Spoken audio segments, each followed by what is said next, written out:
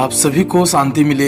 आज हम बात कर रहे हैं कि क्या मृत्यु के बाद बीती बातें याद रहती हैं कि नहीं। इस विषय पर परमेश्वर ने जितनी आयु मनुष्य की धरती पर रखी है उतनी आयु तक मनुष्य अपने जीवन में जो कर्म करता है अर्थात जो सीमा बांधी है, जैसा दाऊद राजा भजन संहिता 39 का 5 वचन में कहता है, देख तूने मेरी आयु बलिष्ठ भर की रखी है, जिसका अर्थ एक बीते से है। और फिर आगे 90 अध्याय का 10 वचन में कहता है, हमारी आयु के वर्ष तो 70 होते हैं और चाहे बल के कारण अच्छे खान पान के कारण 80 वर्ष के भी हो जाए तो भी उनका घमन केवल नष्ट और शोक ही शोक है, क्योंकि वह जल्दी कट जाती है और हम जाते रहते हैं। मनुष्य जो माँ के गर्भ से जन्म लेता है वह फूलों के नाई खिलता तो है, फिर वह जल्दी ही मुरझा जाता है। परमेश्वर ने भी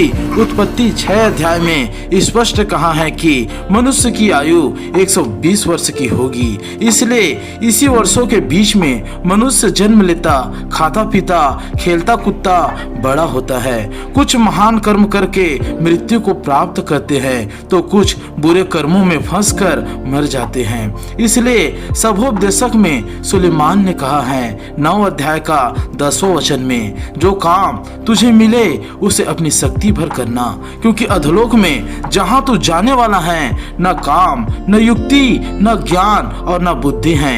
अब सुलेमान ने आखिर ऐसा क्यों कहा है कि मृत्यु के बाद अधोलोक में ना कोई कार्य है, ना कोई ज्ञान है, ना कोई युक्ति और ना कोई बुद्धि है। इसका मतलब यह है कि मृत्यु के बाद अधोलोक में धर्मी लोग केवल इंतजार करेंगे और अधर्मी लोग दुख भोगते रहेंगे न्याय के दिन तक। वह केवल सजा और इंतजार है वह समय, इसलिए क्योंकि सुलेमान उस समय का व्यक्ति है जिस समय प्रभु यीशु मसीह मनुष्य बनकर धरती पर जन्म ही नहीं लिया था। लेकिन जब मनुष्य बनकर यीशु धरती पर जन्म लिया तब वह दृष्टांत में स्पष्ट जवाब देकर कहता है। लूका 16 का 19 वचन में आप पढ़ सकते हैं, जहां पर एक धनवान और एक कंगाल का वर्णन मिलता है। जो धनवान मनुष्य था वह बैंजनी कपड़े और मलमल पहनता था और प्रतिदिन सुख विलास और धूमधाम से रहता था।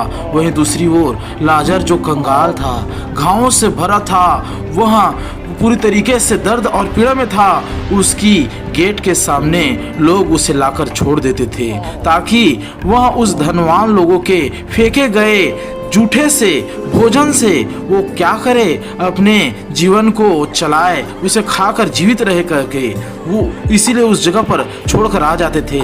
एक दिन ऐसा हुआ कि वह कंगाल आदमी लाजर जिसका नाम था वह मर गया और स्वर्गदूतों ने उसके प्राण को अब्राहम के पास पहुंचा दिया, जो स्वर्ग में था, जिसे पैराडाइस अस्थायी स्वर्ग बोला जाता है। उसी नामक जगह पर उसे छोड़ दिया जो धरती के नीचे है, जिसे स्वर्ग कहते हैं। फिर वह धनवान अमीर आदमी भी एक समय बाद मर गया और उसको गाड़ा गया और उसके प्राण अधोलोक के नरक वाले स्थान में जा पड़ा। फिर अधोलोक में उसने पीड़ा में पड़े हुए अपने आंखें उठाई और दूर से इब्राहिम के गोद में लाजर को देखा और वह पुकार कर कहता है और बहुत से चीजों का वर्णन करता है। लाजर जो गरीब था धरती पर, वह अब शांति के साथ स्वर्ग में था, अब्राहम के गोद में था। धनवान व्यक्ति अपने लिए एक बूंद पानी मांगता है जिससे वह अपने जीभ को क्या कर सके, ठंडक दे सके। वो इतने प्यास से,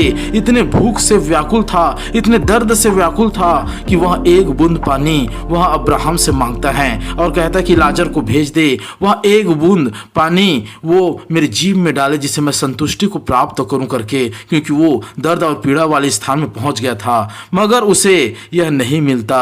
उसे याद दिलाया जाता है कि वह कैसे धरती पर मदिरा पान किया करता था, विभिन्न प्रकार के रसों का सेवन किया करता था और किसी को देता नहीं था।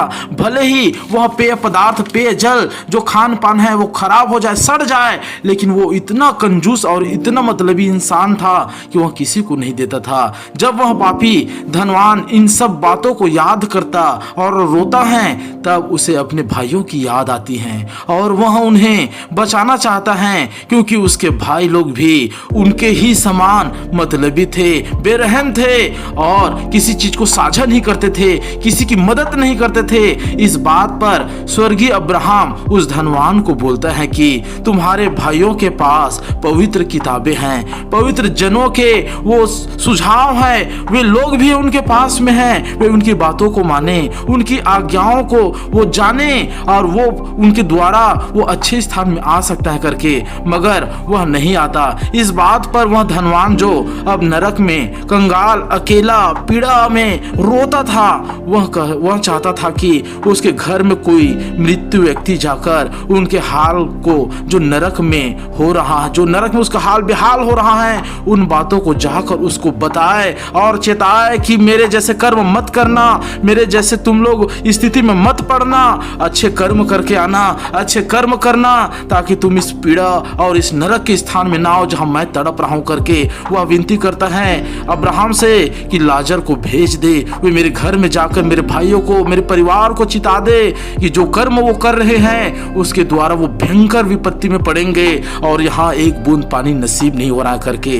लेकिन यह बात वो सिर्फ सोच सोच कर, वो बोल बोल कर रोता है और अपनी बातों को स्मरण करता है।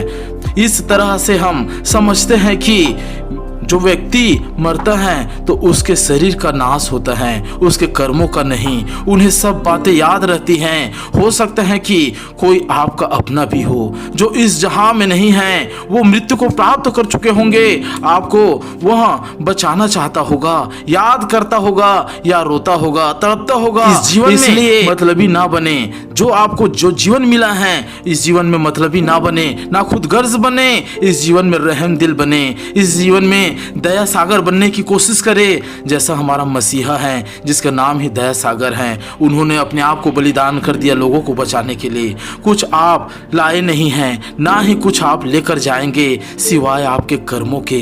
इसलिए हाँ, यह सच है कि मृत्यु के बाद यादें नहीं मरती। उम्मीद है आप सभी को यह सत्य घटना समझ में आया होगा कि मृत्यु के बाद मनुष्य को सारी घटनाएं, सारे कर्म याद रहते हैं, वो भूलते नहीं हैं। और हाँ, अगर आप अच्छे कर्मों में हाथ बटाना चाहते हैं, मदद करना चाहते हैं, तो हमारे नंबर पर अपनी सहायता भेज सकते हैं। परमेश्वर आपको और आपके परिवार को संभाले, बचाए और अच्छे जीवन में लेकर जाए। यीशु मसीह के नाम से आप सभी को जय मसीह की।